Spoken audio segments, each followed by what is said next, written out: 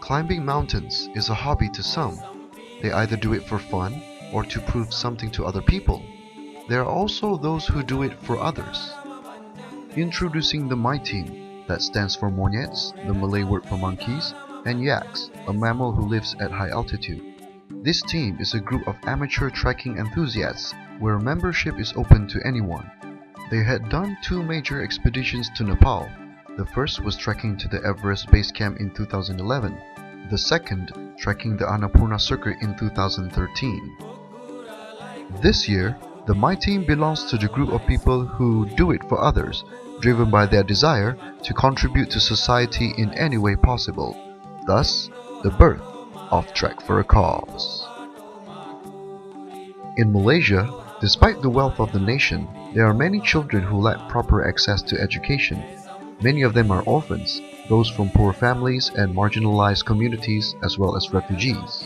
For example, there are about 20,000 refugee children registered with UNHCR Malaysia, of which 12,000 are of school-going age. Less than half of them have any access to any kind of education. Many children of Orang Asli and coastal communities in Sabah also lack access to education. The Bajau Laut children on the islands of Semporna, Sabah have serious difficulty getting an education. Some of the islands simply do not have schools. The nearest school is too far away, or their parents are too poor to send them to school. Without a decent education, they cannot hope for a decent life when they grow up. Stateless and refugee children, for example, are probably the worst affected, with little chance of gaining proper education. Thus, Trek for a Cause is an initiative by the My Team to raise awareness about and funds for educating these underprivileged children in Malaysia. All of My Team members fundraised in their respective capacities, among family members, friends, and associates. None of the team members are sponsored, hence, monies raised are 100% for the children. Yayasan Kemanusiaan Muslim Aid Malaysia has been chosen to administer and manage the funds raised due to their experience in implementing educational programs among the 3 groups targeted. Muslim Aid is a non-political and non-sectarian aid agency inspired by Islamic values to serve the most needy, irrespective of religion, race, ethnicity, nationality, or political creed. Beneficiaries often include orphans, refugees and internally displaced people, communities caught in cycles of poverty, and survivors of disasters. The day of reckoning came, and all team members gathered for takeoff at the low-cost carrier terminal in Sepang. A 3-hour flight took them to Kathmandu, where everyone did their last-minute shopping for trekking gears. The expedition will not be a success without the assistance of a dedicated group of Nepalese guides and porters.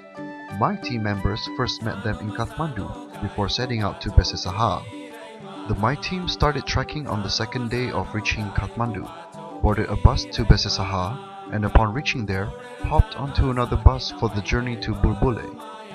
Actual trekking started at Bulbule, an altitude of 2,760 feet above sea level, a little village at the foot of the mighty Annapurna range.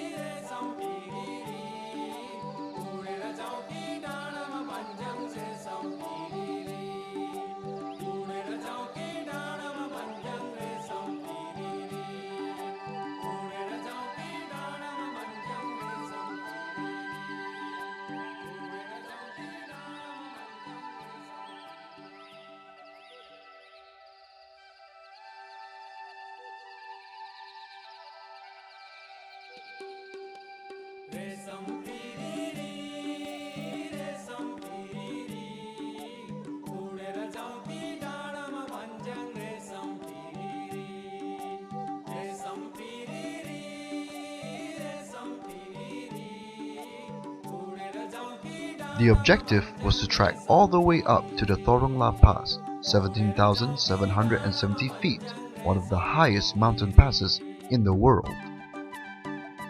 In the original plan, My team was supposed to trek for a total of 12 consecutive days and cover over 80 kilometers of rugged terrain. However, due to an illness that befell one of the members, the team had to backtrack where instead of going up, the team went down on a longer route. All along the track, there are small villages with accommodation for trekkers. Don't expect 5-star resorts. You're lucky if you get a bathroom with hot shower or a bedroom with lights.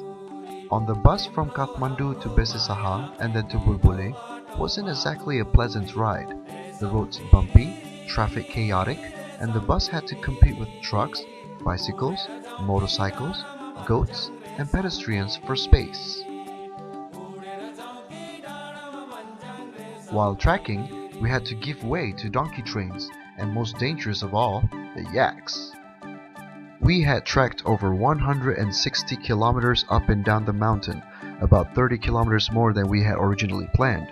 We had walked through sand, dirt, mud, water, snow, and ice. We had crossed bridges, overcome steep, slope, avoided sharp stones, but we also saw the most beautiful waterfall. We had walked in hot sun and in freezing cold. We walked on dusty boring road, and we walked in serene gorgeous landscapes. Although we missed Torong La, the trek over the past 12 days was a hard, eventful, and memorable journey. The higher you go, the amount of oxygen in the air gets lesser and lesser. The oxygen deprivation will cause headache, nausea, and loss of appetite, and if not controlled, can be fatal. The temperature above 3,000 meters was very cold, and will drop to minus 10 degrees Celsius at Torong La.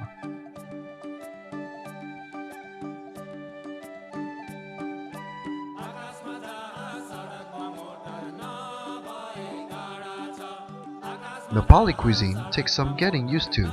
There's rice and dal bhat, garlic soup, and a variety of bread. From past experience, my team members brought their own supplies from home. Instant noodles, fried anchovy, salted fish, and meat floss taste heavenly up in the mountains. We officially ended the trek at the village of Tal on the bank of the Marshangdi River.